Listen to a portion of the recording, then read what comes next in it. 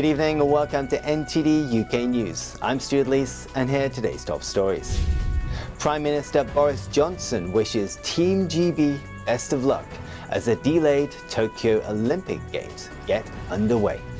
Guitar legend Eric Clapton says he will not perform at venues that require vaccine passports, calling it discrimination. And we'll be hearing from TV psychologist and presenter Emma Kenny about the impact the lockdown has had on children's mental health.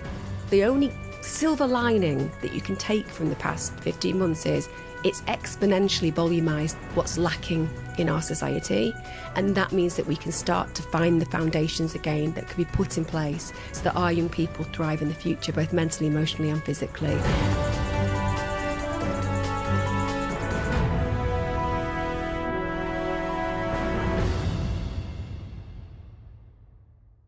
Pressure is mounting on the government to allow fully vaccinated people to avoid self-isolation.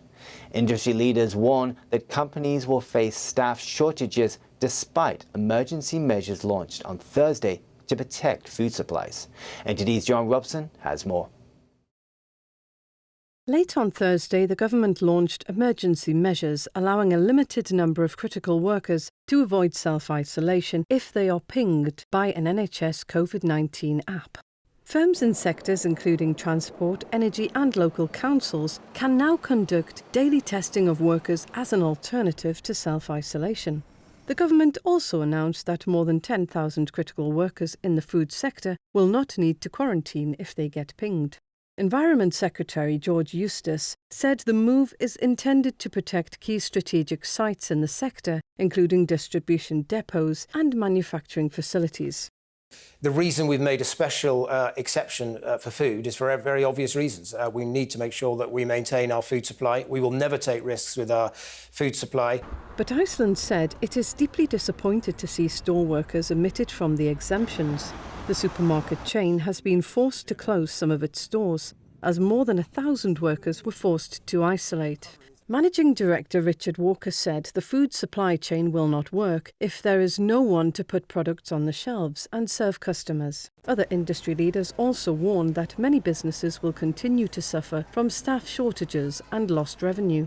The British Chambers of Commerce said while the measures will be a relief to some, it will leave many businesses still facing critical staff shortages, but the government has insisted that it would be premature to loosen the quarantine rules. And until we can see really this rise in the infection level off and start to dip downwards, it would be premature to prevent and to depart from the approach that we've got. Though most lockdown restrictions have been lifted, quarantine rules won't be relaxed until the 16th of August. Businesses have been under strain as a large number of workers are pinged by the NHS app and have to self-isolate. During the first week of July, the NHS app sent out more than 530,000 alerts in England and Wales. Joanne Robson, NTD News. The pandemic-delayed Tokyo Olympic Games finally gets underway.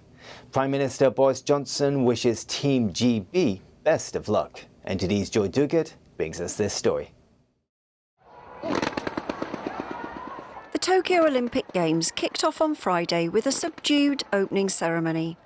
A display of fireworks illuminated an almost empty national stadium. A moment of silence was held to honour those lost to the COVID-19 pandemic. The ceremony took place without the usual props and a large number of dancers, actors and lights. A drone display was one of the highlights. They formed the shape of the Olympic emblem in the sky above the stadium. Athletes paraded into the stadium, waving, but with smiles hidden behind masks. A vastly smaller number of athletes marched in the team's parade. Team GB has 375 athletes, but only 22 of them joined. Sailor Hannah Mills and rower Mo Sabihi are Great Britain's flag bearers. Japan's Emperor Naruhito, French President Macron and almost 1,000 other VIPs and delegates attended the ceremony. The Prime Minister wished Team GB best of luck. Nothing unites the United Kingdom quite like this quadrennial extravaganza of sporting excellence. So I want you to know that while we can't be in Japan to cheer you on in person, the moment you pull on that red, white and blue kit, the whole country, all 67, 68 million of us, will be with you in spirit. The Games run until the 8th of August. Joy Duguid, NTD News. Legendary guitarist Eric Clapton says he will not perform at venues that require vaccine passports, calling it a form of discrimination. NTD's Eddie Aitken has this report.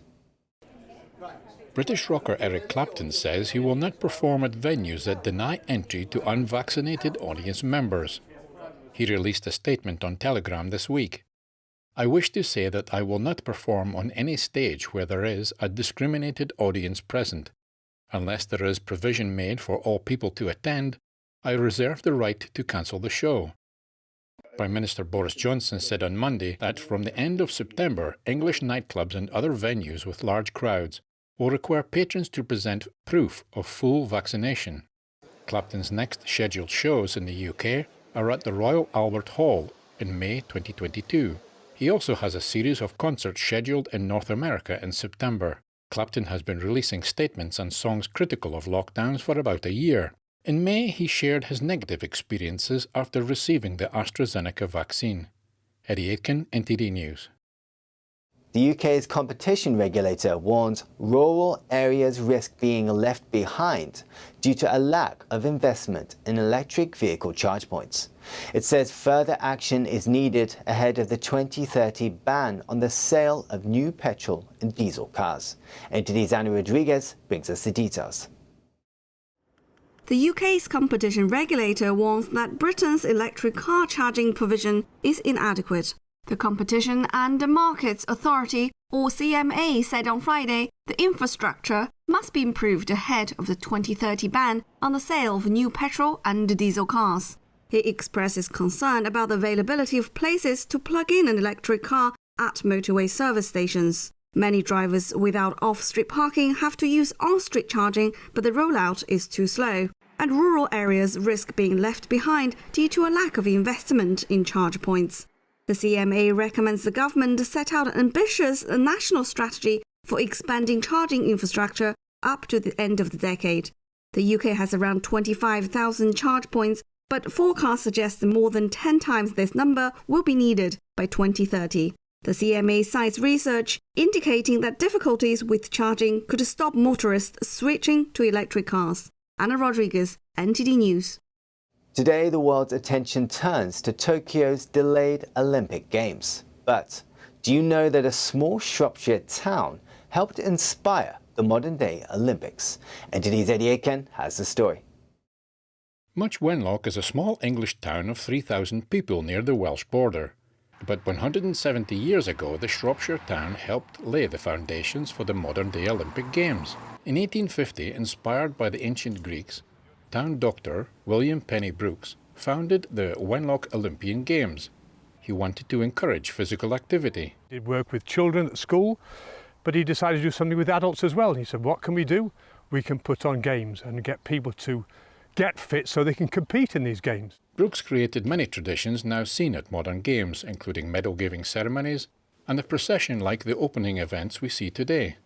He very much wanted to get everybody involved, so he had a procession through the town. You couldn't take part in his games if you didn't take part in his procession.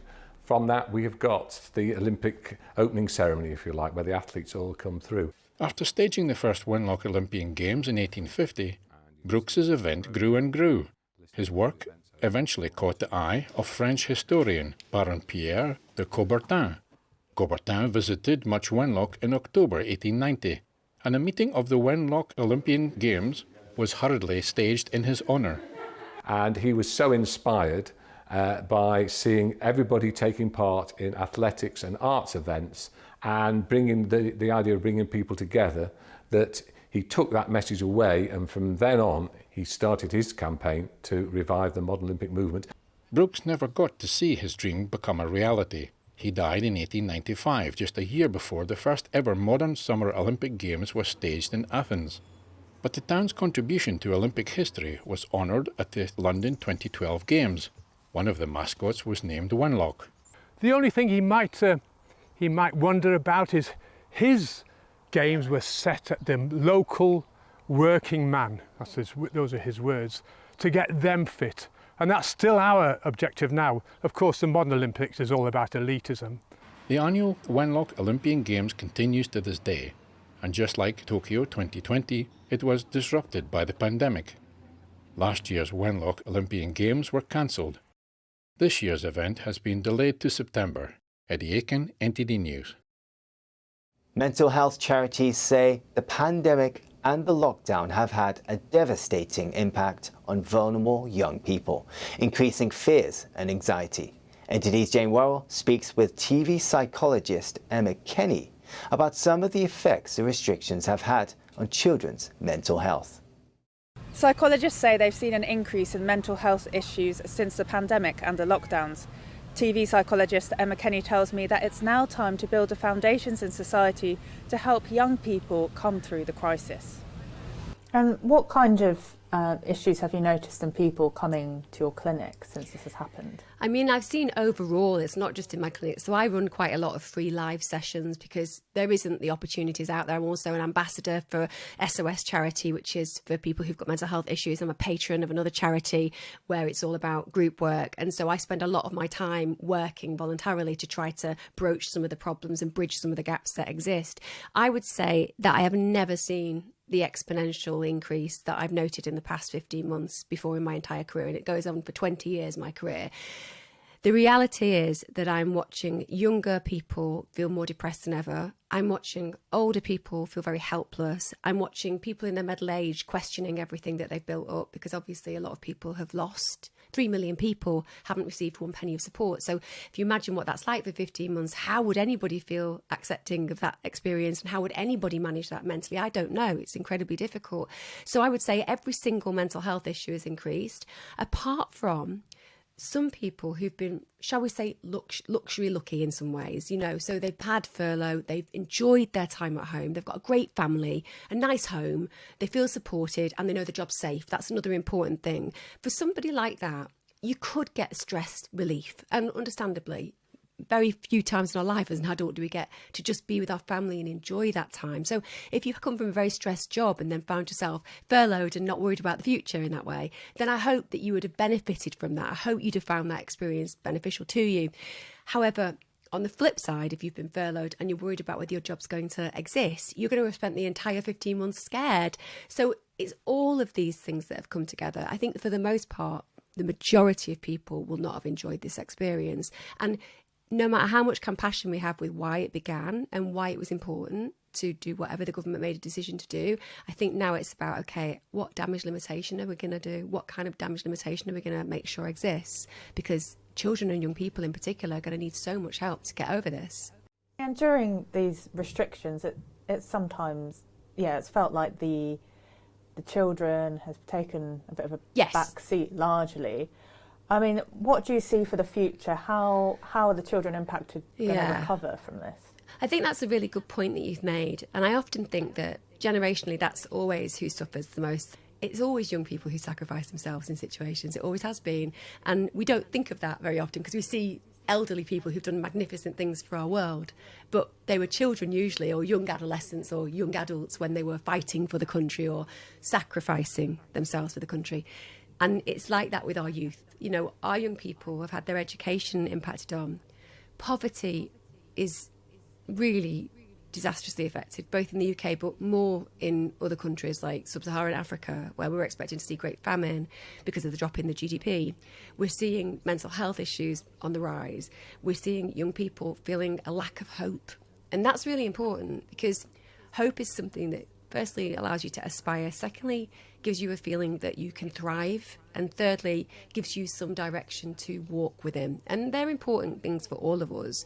When they're taken away because you're not allowed to see your friends, or you feel that there's going to be no point getting a job, you'll never be able to afford a house, or all you're seeing is negativity in the news, they're traumatizing experiences. And to help children rebuild and restore faith in the world around them, it's going to take the classic village to raise those children. It's going to take communities to actually engage with them. It's going to take our elders to really help them develop the resilience that has been impacted on.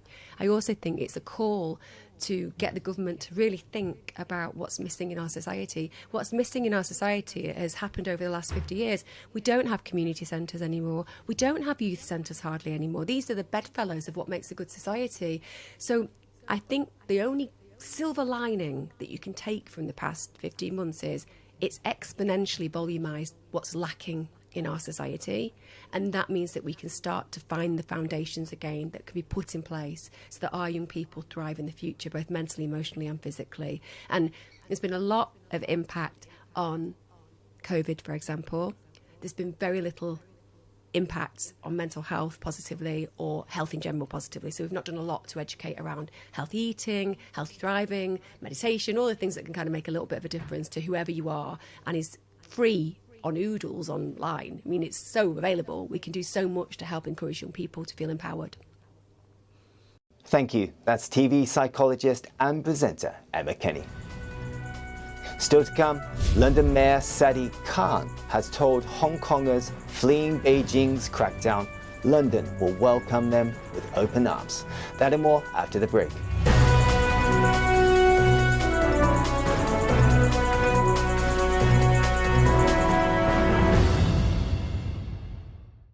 Thank you for watching our daily news show on YouTube. You can also watch our other programming on channel 190 on Sky TV or on Freeview via channel box on channel 271. In the meantime though, please give this video a like and hit subscribe to our channel. Have a good day.